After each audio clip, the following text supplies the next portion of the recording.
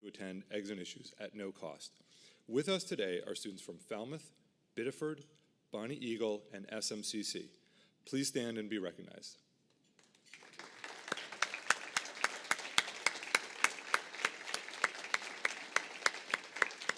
Thank you so much for coming. We love having you here.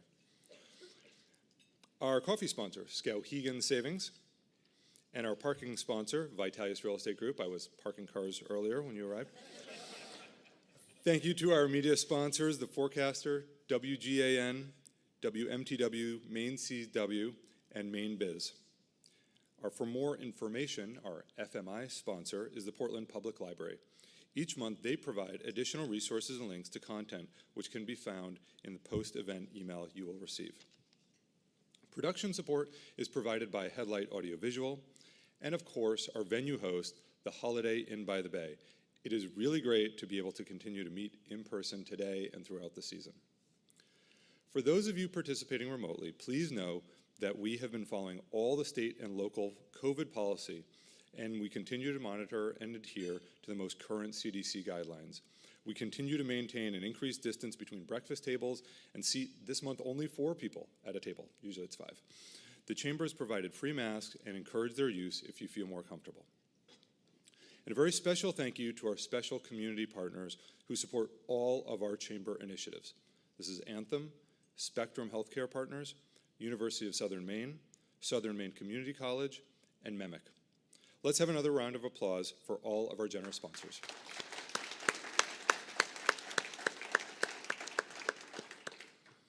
Now on to today's topic, celebrating small business, Maine's economic backbone. As a reminder, like all Eggs and Issues programs, we will be recording the event today, which will be available on the Chamber's website and YouTube channel.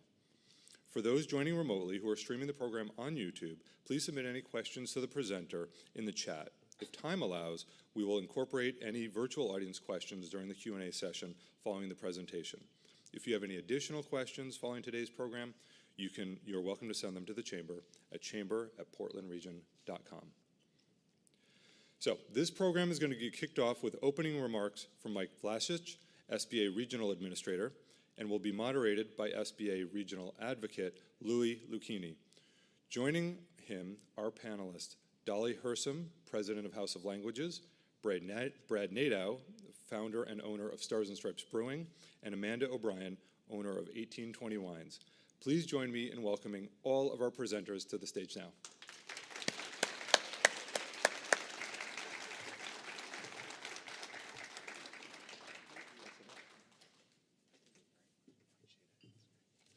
Thank you, everybody, and I again want to thank the Chamber.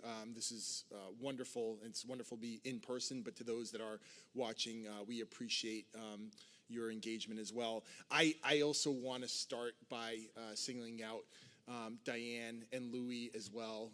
You have wonderful SBA leadership here in the state, and Maine, as you all know, has a rich and strong tradition of engagement with SBA. You've had several administrators of the SBA from Maine. You've had a regional administrator who's gone on to become a U.S. Senator. You may know her. And your congressional delegation is great supporters of the Small Business Administration. So thank you all very much, and I'm honored to be here and to do anything that I can in my capacity. If there was beer and issues session, I could cry into my beer and tell you about the rich history that I've had as a UNH student and losing to Maine frequently and being a fan, crying in my beer quite a bit over the years. But I love Maine hockey. I only love UNH hockey that much more. But I really do have great affection for Maine and have been humiliated in this state many, many times as a UNH fan. So hopefully today I'll fare better. So I simply want to table set a little bit. I am excited to listen and learn, and we'll spend a day actually on the road doing the same. But, again, hopefully SBA is no secret to you because of our great team. It shouldn't be. And like I said, your leadership at every level, but particularly your congressional delegation, really does a lot to support the SBA. Over the course of the COVID pandemic, the SBA as I noted, was deeply involved with Maine.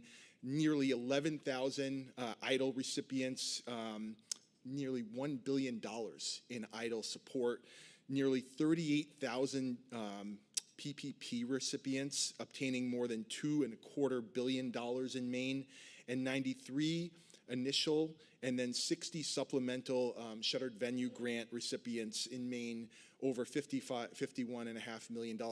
Thanks to the leadership of the administration, as well as support from Congress, we're able to defer payments for EIDL loans for up to 30 months, and we're working really hard at a really good rate to forgive those PPP loans.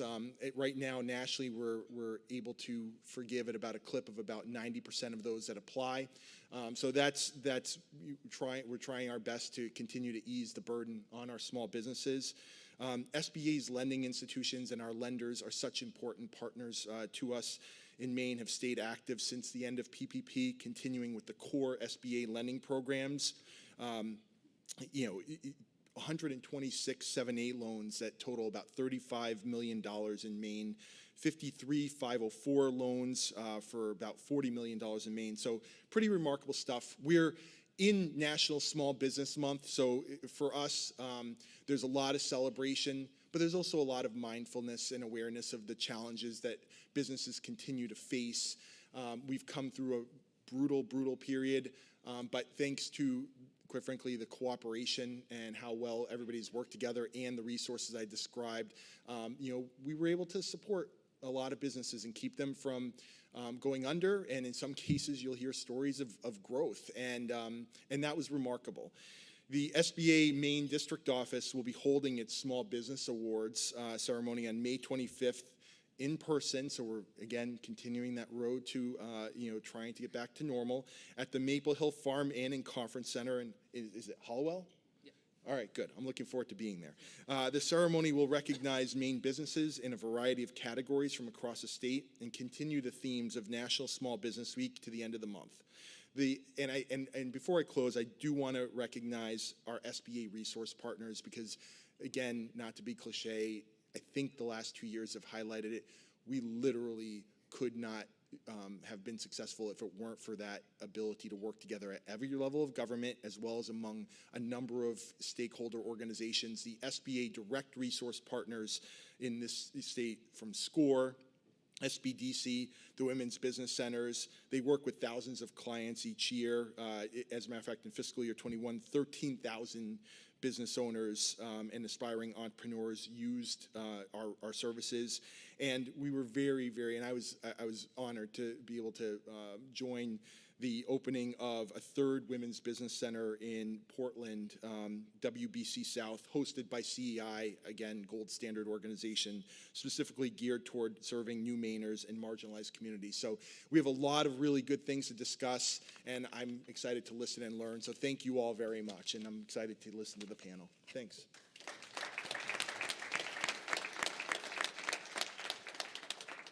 Great. Well, thank you. Can you hear me okay? Great. Well, thank you, Regional Administrator.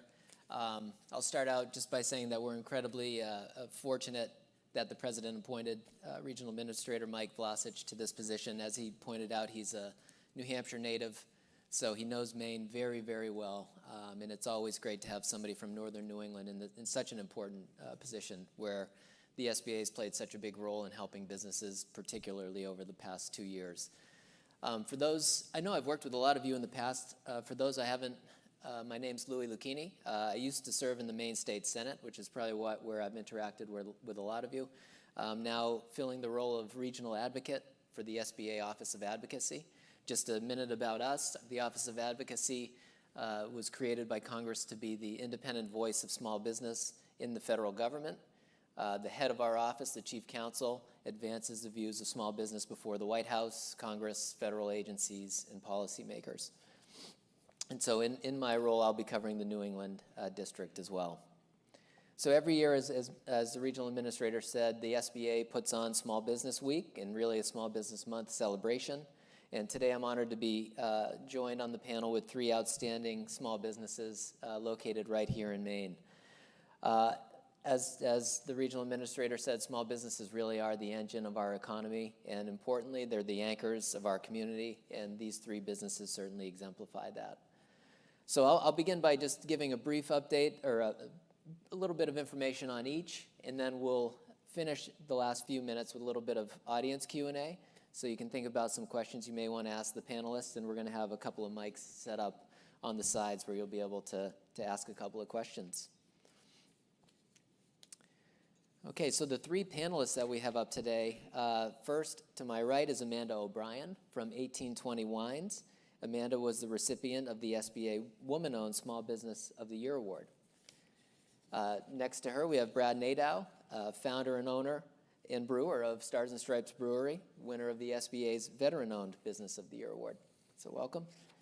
And at the end of the line, we have Dolly Hersom, president and CEO of House of Languages, winner of the SBA's Minority-Owned Small Business of the Year Award. So it's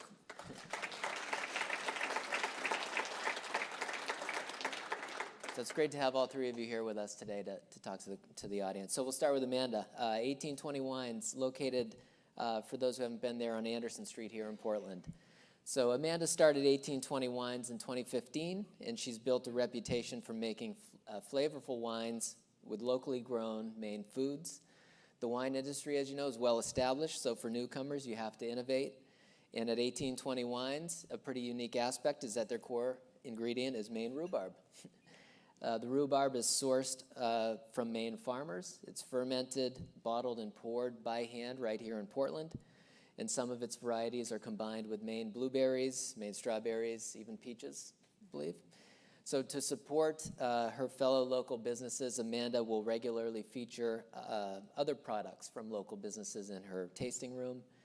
Amanda's also got a very strong marketing background. She's the marketing director at Nadeau Technologies, and throughout the pandemic in particular, Amanda's relied on those marketing skills to help grow 1820 Wines. And she's also shared that expertise with other local businesses. She's been working in programs like the Maine Center for Entrepreneurship's Top Gun program, and will be in the upcoming advanced marketing program at the WBC. And for years, she's helped small businesses hone their social media skills. So 1820 Wines has created a truly unique product using local ingredients. Can you tell us all a little bit about yourself, how you came to choose rhubarb and start your business? Sure. Thank you so much. Yeah. Super nice. So 1820 Wines, we're making wine out of locally grown rhubarb. So last year in particular, we bought 10,000 pounds of rhubarb from local Maine farmers, which is a lot of rhubarb, if anyone is wondering. And it is brought in from farms off trucks and unloaded in our space where we kind of wash it and prepare it. And then our secret ingredient is that we can freeze rhubarb so that then it's able to, when we bring it out, then we can thaw it and press it.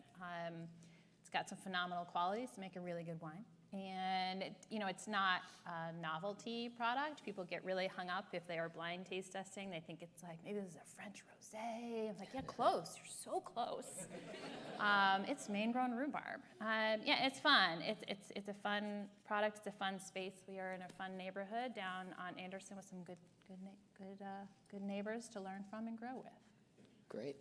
And in the coming weeks, we have Portland Wine Week, right? And you have an upcoming new wine release? Yeah, every June we come up with our summer wine called Fete, which we release just for Portland Wine Week. I don't know if any of you know Erica Archer, but she is a good friend. I've worked with her on some other wine-related projects, and so she's actually one of the people that pushed me to start this business. So I call Erica, I say this to her face as well.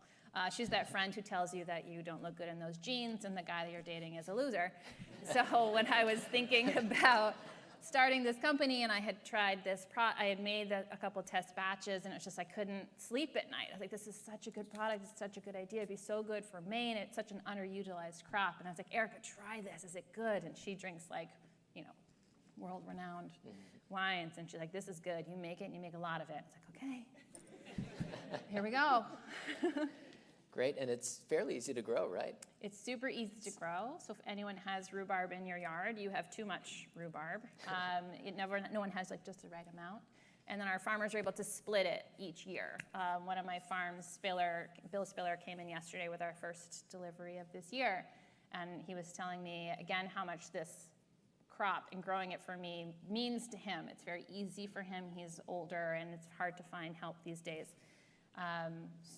And he also was telling me like the cost of fertilizer has gone like way up, but you don't need fertilizer for rhubarb. It's also like naturally pest resistant, so it's just an easy product for them. Great. Yeah. Well, thanks. All right, next up we have Brad Nadeau, founder, owner, and brewer of Stars and Stripes Brewery. So Brad is a Marine Corps veteran, served our country in Operation Iraqi Freedom. Brad opened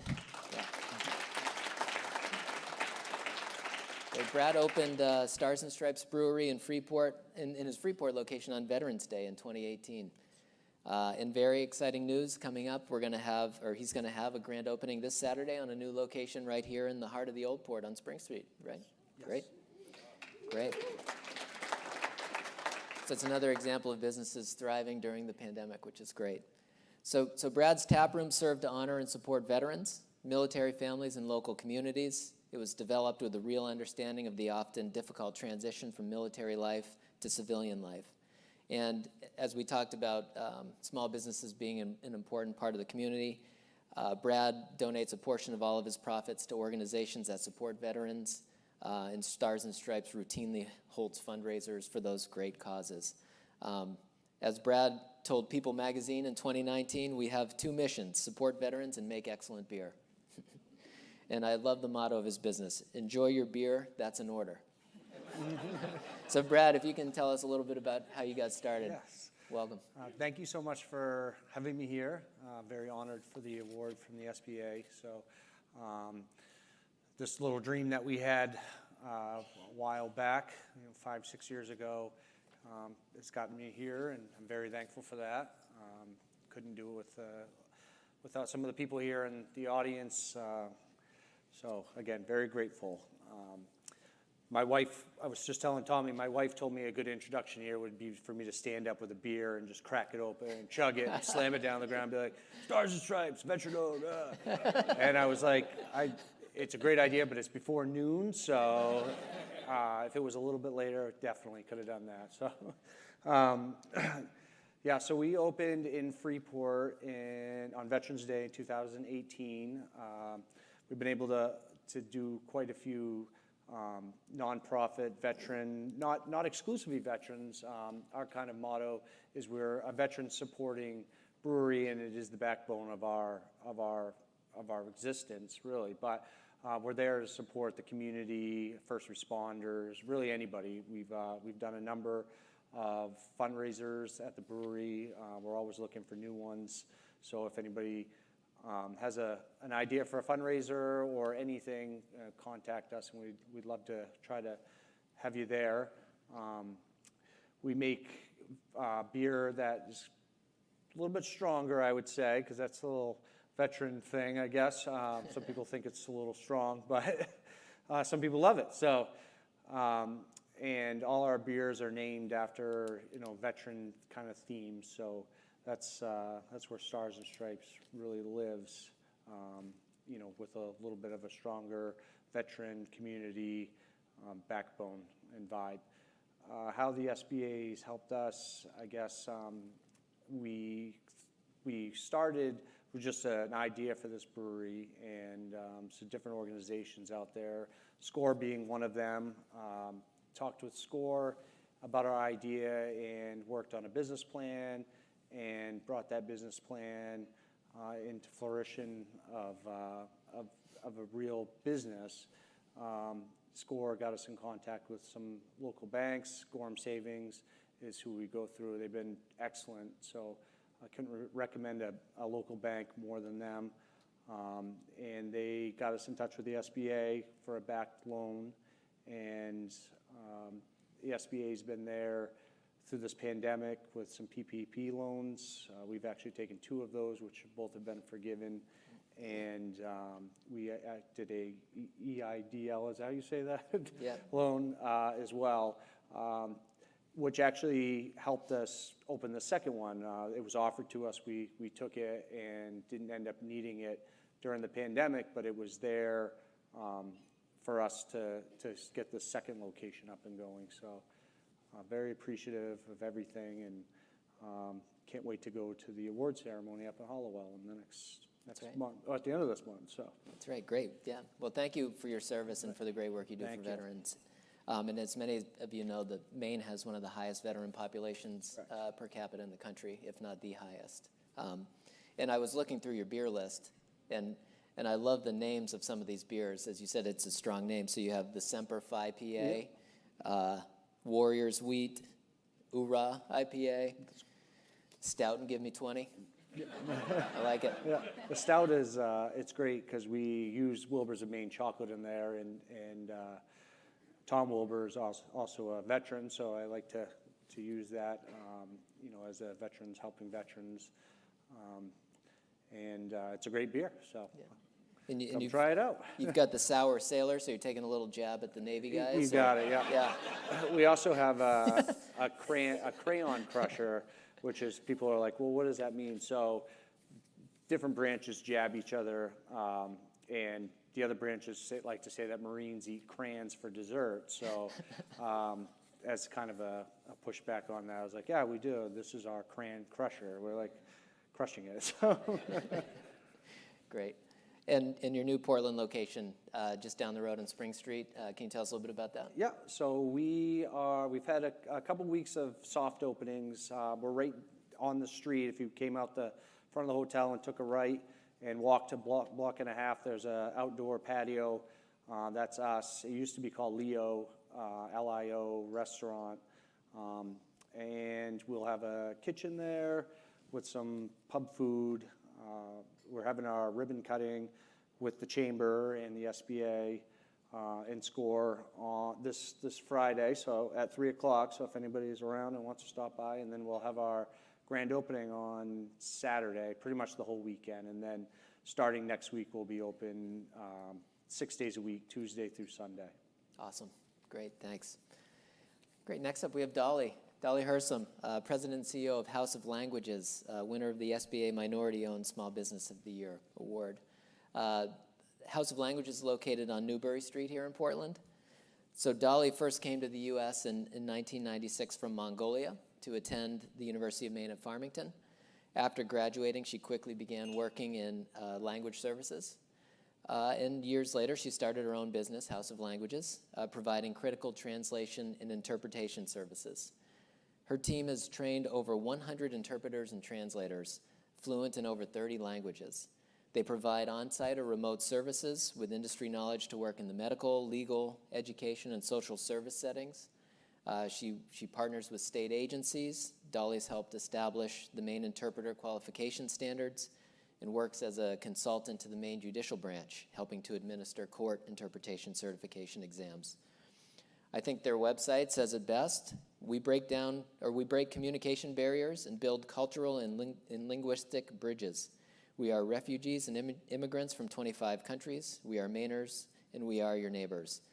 So the House of Languages provides these critical communication services and quite literally can serve as people's voice. So welcome, Dolly. If you can tell us a little bit about your start. Thank you, Louis. So I started the business because I love languages. I come from a family of linguists.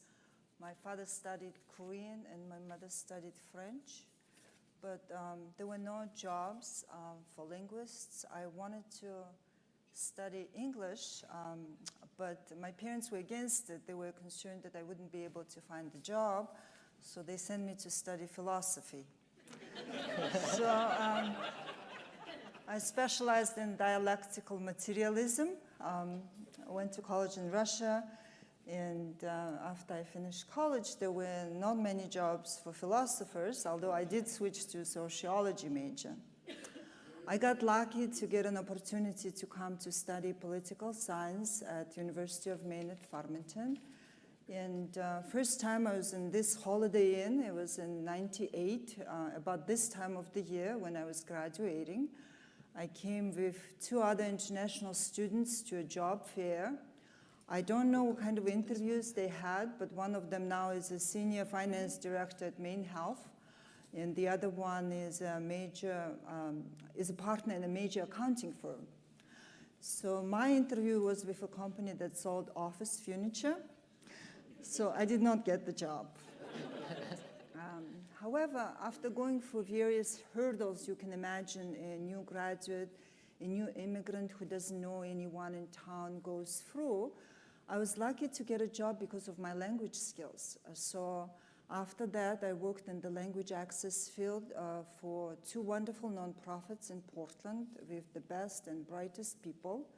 But when the opportunity presented about 10 years ago, I was always curious about having my own business. I was motivated to improve my family's financial situation because my husband also studied philosophy. So I took that chance and started House of Languages. So we are lucky. I have some of my team members here, including my husband and my daughter. It's also a family business.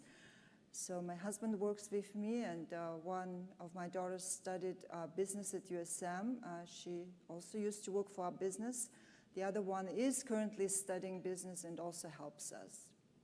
So this is in a nutshell what we do. We are a local business, so 95% of our customers are in Maine. There are health and human service providers, employers, lawyers, law firms, various companies. So we provide in-person and remote interpreting services as well as document translations. Great, great, thanks. So I'll ask some questions, and then we'll kind of go down the panel, and you can jump in or out wherever you'd like. But looking back, is there any one thing you wish you'd known about when you were starting your business? Or what would you have done differently? Anything that you are glad that you did? So, Amanda, I don't know if you want to kick it off. Sure, I'll focus on what I would do differently. So I am known to be a little on the stubborn side, and I'm known to be very I like to have the control. So I think it took me a while to really get some help. I did some of the program, I went through NCED's Top Gun and went through everything, and then I noticed a big change in me and in the business when I finally found the right mentor and program for me, which was the Women's Business Center. Working with them, I felt no shame in admitting that I was so lost and so overwhelmed, and little decisions she showed me were able to make a very big impact and to get that bigger view of the company, to see if I make this change, this can happen, or someone to make me accountable to actually do my cash flow forecast so that you can be like, oh, if I do this in March, this is what it's going to look like at the end of the year was really helpful. So I think I probably should have done that earlier. And you'll be sharing this because you're going to be helping out with the Women's Business Center in the marketing program? I didn't want to correct you, but we already did that. Oh, you already did that? Yeah. Okay. Sorry. Yeah, so the women's, I don't, sorry. So the Women's Business Center did a specific advanced marketing cohort. So so we did that, and I led a group of female-owned entrepreneurs. I think it was 8 weeks, and so we just talked about marketing and got really into the nitty-gritty of their analytics and what they're spending money on and what's actually delivering return, and it was really cool. All of them, which I thought was fascinating, are since pandemic businesses. So just the things that these women had created was pretty phenomenal. Great. Brad, do you have any thoughts? Yeah, there's a couple things that come to mind. Opening a business, I guess in Maine, I just was astonished by the amount of people that come in. They call us vacation land, but business when the tourists are around is very good. But then Maine is cold and a little desolate come January, February, March. So those are the things that I don't think I prepared for as well the first year, and even coming into this year, it's something you've got to remember that you got to prepare for the cold, slow winters, I guess. And we are fortunate, our first location being in Freeport, where it is kind of it's a destination for the later of the year. A lot of people are going, LL Bean, I guess, being the big attraction up to Freeport. And it does drive people up there for Christmas shopping, stuff like that, which was a pleasant surprise to see that. But just remembering you got to budget things a little bit for those slower seasons.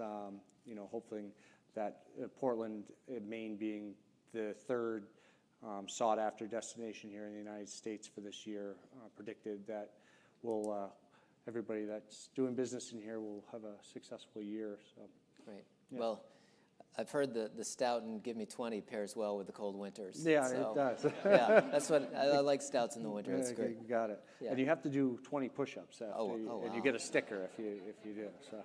That'll keep me to one. Yeah. So, Dolly, anything that you wish you'd known when you started your business or would have done differently? I think I'm with Amanda. I didn't know anything about business, so I tried to do everything myself. Looking back, I wish I asked for some help. Language services doesn't require a lot of investment to begin with, but still I had no money. So I built my first website myself. It took me months. So if I had to begin, I probably would just borrow money and ask someone else to do it for me. Yeah. So you can also speak coding languages too. So that's great. That's impressive. I want to say just one quick thing too is I've ran into the same things both of you have with business, and I had a hard time asking for help as well with a lot of things, but becoming a little bit more, there's people out there and couldn't be any more happy with the score that that entity has been very beneficial for my business. Just something as simple as just we were waiting for a permit recently, and I reached out to Nancy Stroney over at SCORE, and she was like, yep, and within like an hour she had somebody up in Congress getting an answer for me. So there are some resources out there if you know that they're there, or just something like a small business resource like SCORE or the SBA. I'm sure there's somebody out there that can answer the question for you. So that, again, being kind of hard-headed, like I can do it, but sometimes you just hit a brick wall, and there are resources out there for small businesses. So.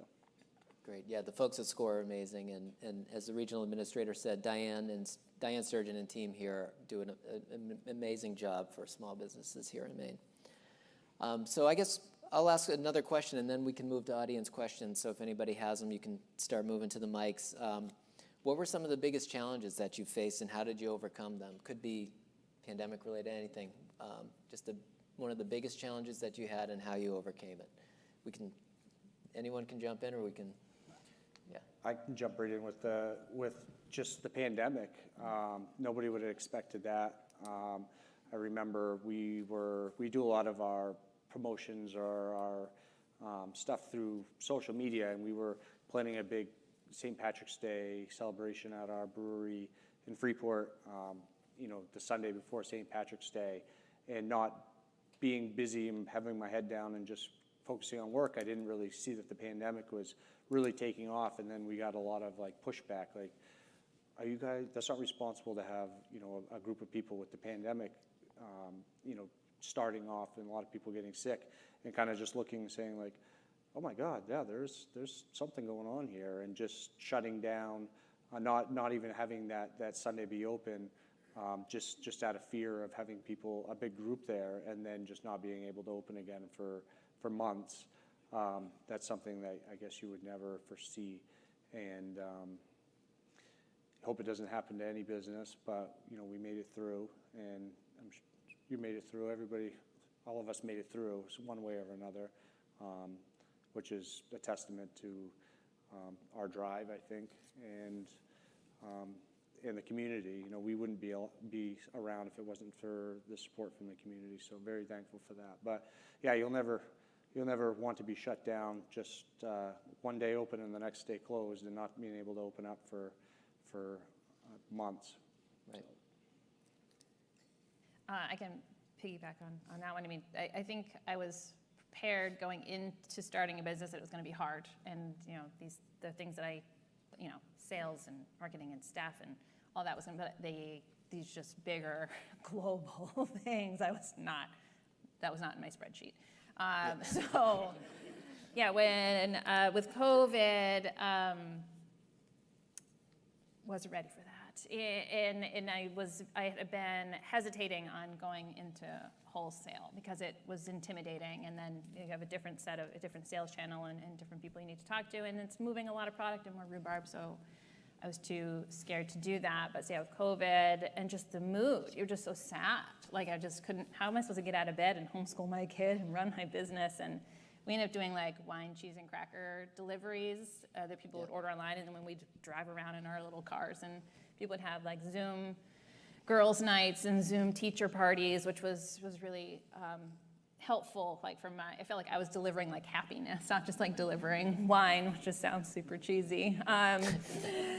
But it was really good to kind of give me that oomph to like keep going. And then we grew during the pandemic. So between doing that delivery and then switching to wholesale, started a wine club and started shipping out of state, we grew, which was insane. So I didn't qualify for any of the PPP stuff because you had to show a loss. I'm like, I have this darn profit. I have to like. Things working too well. I'm sorry.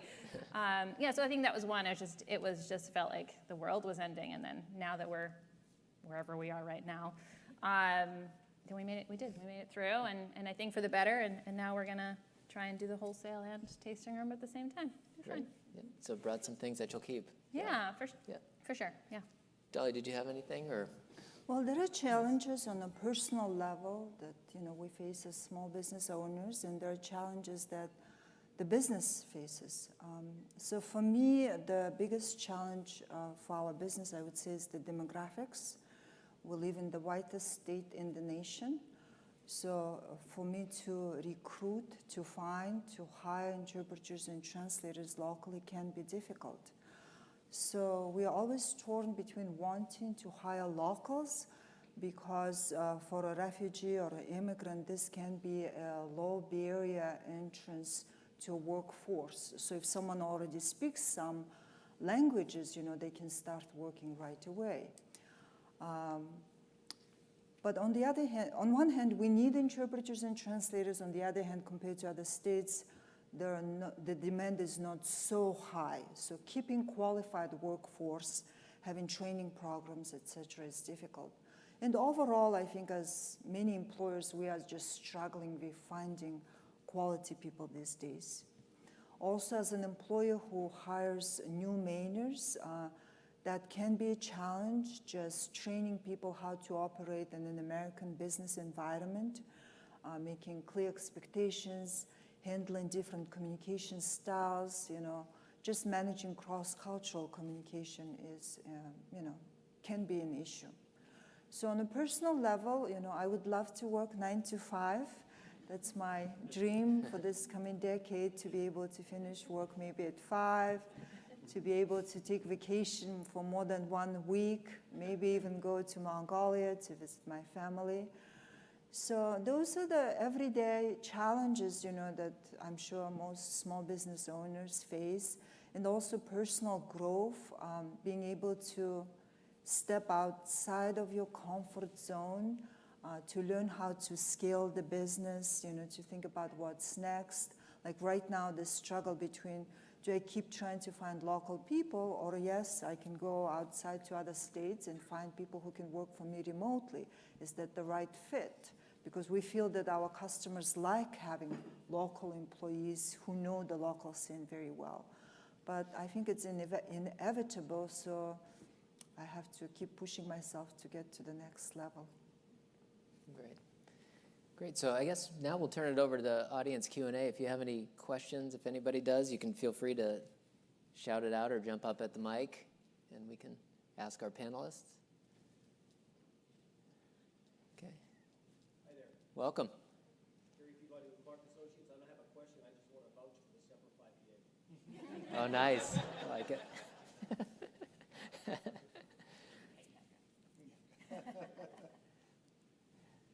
I'm going to have to try that. Any other questions? We going? Okay, it is on. Yep. following up on your what would you do differently, what advice would you give, because we have some young people in the audience today, what advice would you give to young entrepreneurs who may want to start a business, who have an idea right now? What do they need in their backgrounds before they take the plunge and say, okay, I'm 25, I'm going to start my own business? Great question. That Words is a of really wisdom. good question. Yeah. I think, as we said earlier, to use resources earlier, putting together that business plan, using the network that we have in Maine. I think, I only know this one, but it's very strong.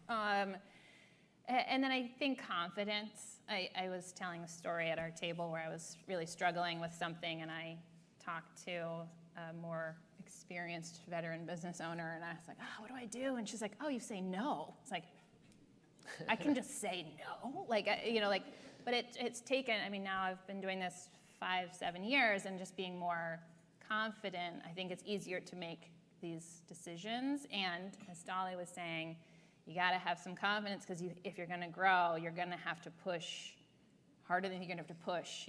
I'm very risk adverse, and I think that has held the business back. But every time I push, the business comes right with me. So I think it's that, however you teach confidence earlier, get some of that.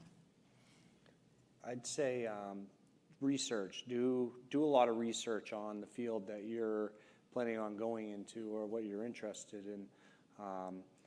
My wife and I visited many breweries to talk to them about what worked for them and what didn't. And we visited some of the big ones, some of the small ones, and then what is your business? What do you want to do with your business, I guess? Being a Maine brewery, as you know, there's quite a few of them, especially in this area. So if you're starting a new brewery and your sole purpose is to try to distribute and be out into the market, where in pubs and bars, restaurants, grocery stores, are you big enough to be able to sustain that? Is there a market for that? And with us, we tried to stay small and say, can we survive on our own, being a small brewery and just serving the people that come into us, and trying to find a niche, us being veteran-owned, but the niche that brings people in. Just knowing your market, I think, is going to be a huge gain point for you once you get your business up and going, because you don't want to go into it blind, and I don't think anybody would go into it blind starting a new business, but you really need to figure out what the market is and where you want to be with it. Great. Dolly, did you have any? Yeah, I'm also risk adverse. I think I tend to be conservative, and sometimes people do ask me questions. Immigrants say, I want to make some money. What kind of business do you think I should do? So I think you need to know what you're doing. I think there is value in working for someone, in learning in general, the field, whatever you want to be doing. And then you really have to love something that you're going to be doing. So if you know the topic, if you love, what you do, then I think I would say go for it. Great. Plus lots of hard work. Exactly. Great. I think Am I on? Yeah. Rick Snow, and I just want to congratulate the SBA for picking these three wonderful entrepreneurs. It's obvious, based on what their experiences are, that they've suffered through and survived a tough time at different parts, and so that's important. And as a former Uber driver for the Marines, I think you could have an Uber IPA of some sort for sailors. And I also want to confirm that Marines do eat crayons for dessert. They're in the Marine, the meal's ready to eat. That's part of the package that they get. There's a little thing of crayons so they can have them, and it's really, really good after you eat the MRE. So congratulations, guys. Great. And I think, Hi, Jen Sporzinski, and I'm with CEI. And I have a question for all of you. You've used different resource partners in Maine, and I'm curious if you have suggestions for services that you would love to see offered, but you haven't found yet. What else could we be doing? I know opening both Freeport and Portland, I don't think if, I was just saying this to one of the inspectors the other day, I think you could open 100 businesses in 100 different towns in the state of Maine, and you'd have to go through a whole different process on permitting, licensing, inspection, stuff like that. I know that the city of Portland tries to do a good job on, putting a packet out there on what you need to open, but there's always going to be something that pops up that I think, as far, it was completely different from opening in Freeport and Portland, and I think if there was just somebody to guide you in that, if there was a service that, this is what you're going to need to open, I'm sure you went through the same thing. We were opening, we were supposed to open like 3 weeks ago, and I called to get an inspection, and they were like, "Did you get your inspection from the agricultural department?" And I'm like, I was told I didn't need that. So from the city of Portland, we didn't need a inspection from the agricultural department, but from the state of Maine we did. And that was a 30-day turnaround. And I was like, oh, we're supposed to be opening this week. And they're like, well, I don't think that's happening. So luckily we were able to get some things moving because we didn't technically need an inspection from them. But, just things like that. So it's just, there's a lot of things out there to open a business. You can't just say I want to open a business and then, put the open sign on the door. There's a lot of steps needed to do that. And maybe it's somewhere, but I don't know if there's a appropriate checklist of do this, do this, do this, do this. You just find out when someone tells you you've done it wrong, or you smash into a brick wall, or you don't get to open. But to your question, and maybe this exists too, I love the Women's Business Center, and I think it saved my business and my sanity. And I almost wish I could use it as a therapy, like a therapist. Even just talking to Louis just now about what he does, he's telling me what he does, I'm like, oh, like this particular thing that I'm struggling with, it's yeah, like that, but I don't think to ask for help on things until someone's telling me about what, does that make sense?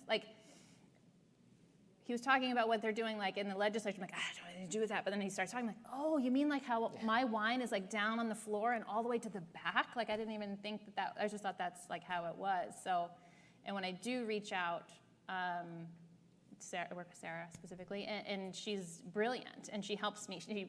But it's when I have a specific ask, where maybe if I was in there once a month, I would be like, here's what's going on. And she'd be like, oh, have you thought about this? Or are you planning for this? And it's probably a lot to ask out of a person, but. So I did use both programs at CI, the program Start Smart that specifically helps refugees and immigrants. I have a wonderful counselor there, and Women's Business Center as well. I like the fact that the workshops are very specific, very practical. So not in terms of resources, but in terms of peer support. I think I wish, whether it was a part of the chamber or a separate standing association, I wish there was a group of, formalized group of business owners who are refugees and immigrants, because we are often seen as people that need welfare or assistance, and the state has to support us or the city has to support us. But I think there are so many businesses that contributing to Maine economy and creating workplaces. So I'd like, refugees and immigrants to be seen in a different light in the state as well. Great. So we have time for one more question. Okay, great. Yeah, so if we can do, it's 8:55. We can do a lightning round question. That'd be great. Hi, good morning. Sarah Lawrence. I work for Congresswoman Shelley Pingree. Thank you all for being here. It's actually a related question. I was wondering if you could talk a bit more about the programs that the SBA offers that you really got a lot of benefit from, and how they helped you. Could you explain perhaps what SCORE is? Brad, I know that you've mentioned that. You've talked a bit about how Sarah Gret at the Women's Business Center was helpful to you, Amanda. If you could give the audience and myself a sense of, what specific things really you got out of those, that would be terrific, and what they offer. Thank you. With SCORE, for me, it was something that was recommended to me. I know I'll be quick. So, I just went in there with an idea, like I said, and they match you up with somebody that has skills in that business. Bill Foster was the SCORE mentor I met with. He had helped open a few different breweries, so he was well knowledged in that. He helped everything from getting ideas. He gave me tasks on what to do for the week. You know, we met weekly.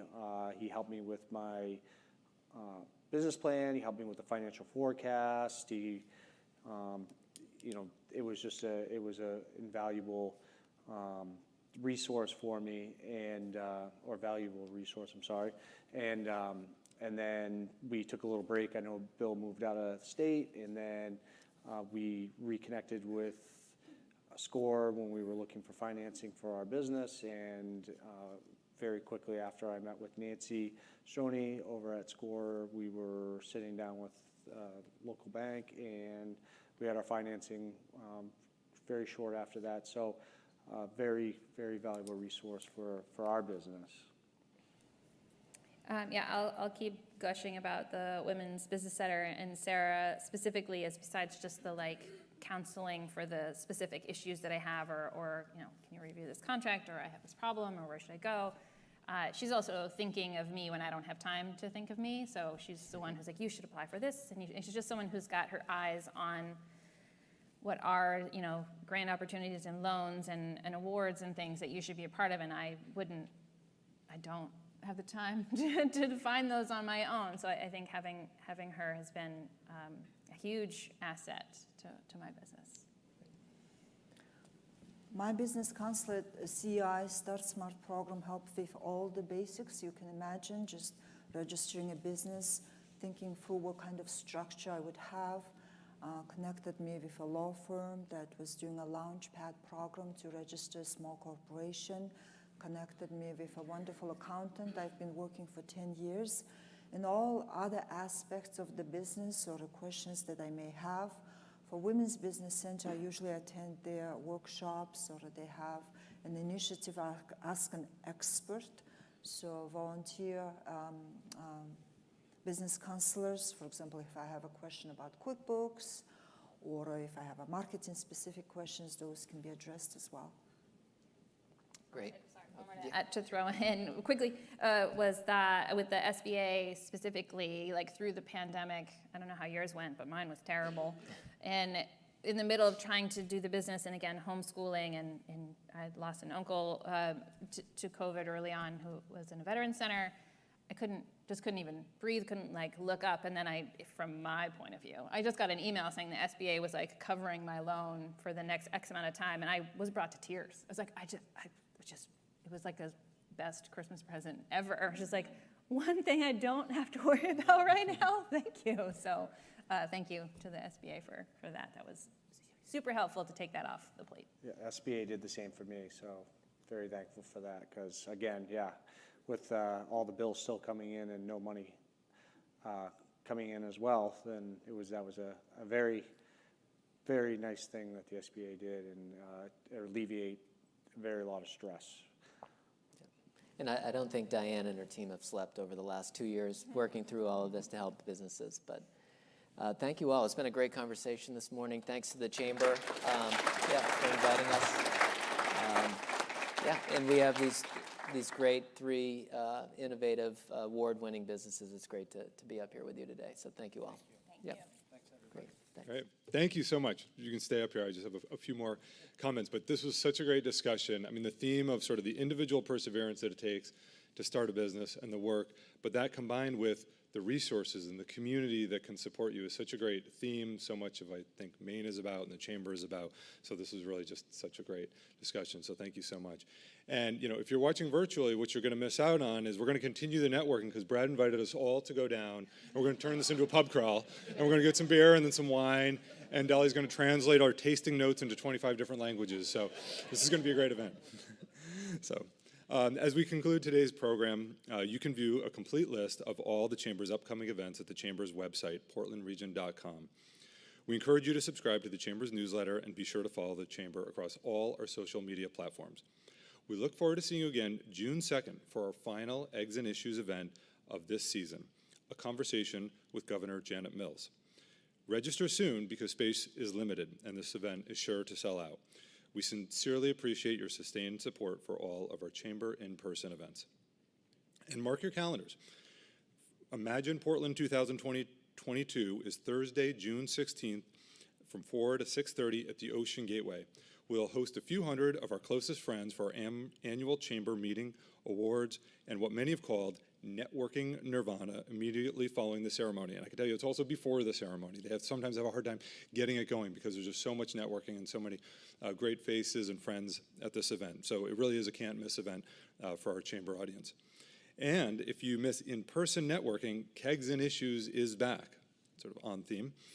Next Wednesday, May 18th, from 4:30 to 6:30 at Aurora, plan to reconvene for our strictly social event featuring some great raffle prizes, a free drink, and enough Chamber awesomeness to last you until June. So thank you again for attending today. It's great to see everyone.